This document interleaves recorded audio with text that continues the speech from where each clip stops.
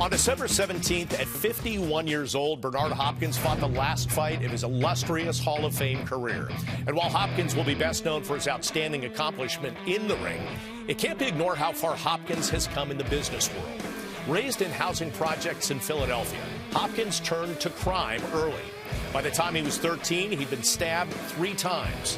At 17 years old, after years of mugging victims, Bernard Hopkins was sentenced to 18 years in prison for 9 different felonies. When he was released in 1988, he decided to use boxing as a way to turn his life around. Almost 30 years later, Bernard Hopkins is a multimillionaire many times over, with heavy investments in U.S. bonds and real estate holdings, not to mention a minority stake in Golden Boy Promotions that he bought into after defeating, in the ring, the Golden Boy himself. Michael Ozanian sat down with a man known as the Executioner and the Alien to discuss the business of being Bernard. What made you get into Philadelphia real estate? And did you have a sort of a financial guru that you took some advice from? No.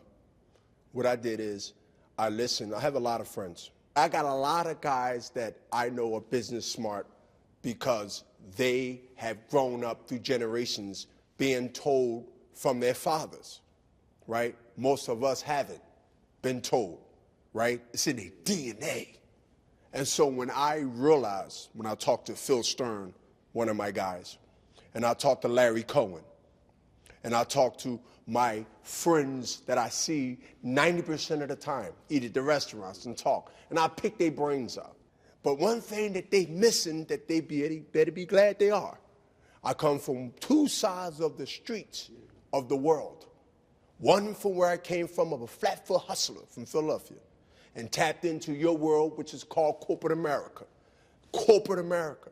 And so now as I tie these ends together, and I realize that the knowledge of this person and that person and that person was normally structured around an entity called business advisors.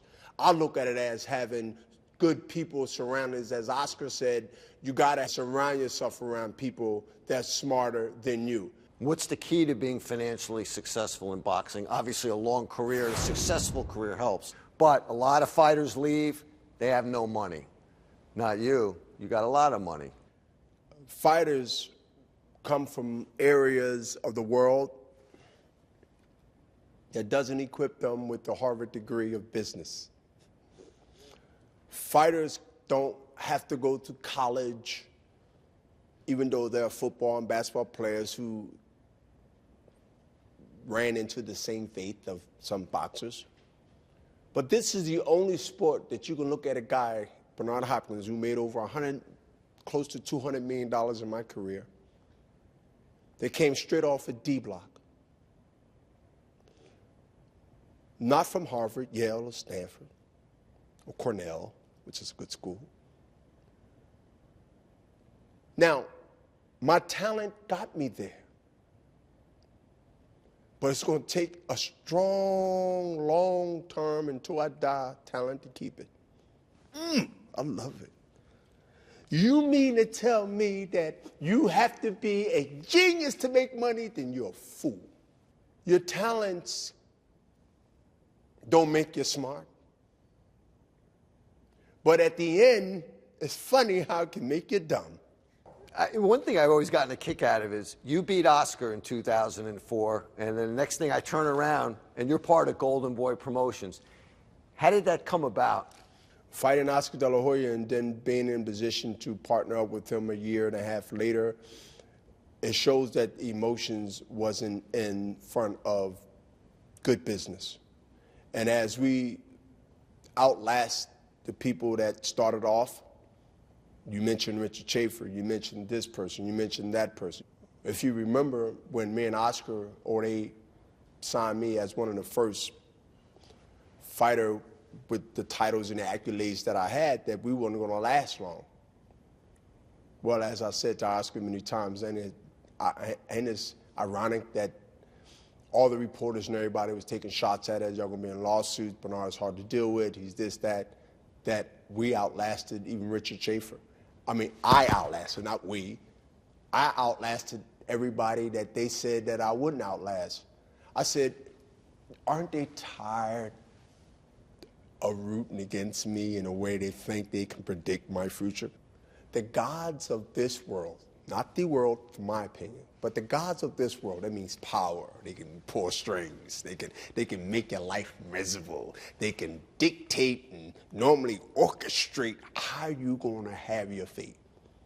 Power is not what I surrender to. Listen, hey, if I'm batting more than 500 at the end of the game or playing this game, I'm still winning. I'm so far ahead in the win column right now that to the point is I'm never going to surrender. When the people have your back and they can trust you and they know that you still, even though you can move to LA, you can move to Miami, you can not even be in the neighborhood only for foundation dinners and pop out the next day on a jet. They know you haven't forgot. Sky's the limit for B-Hop.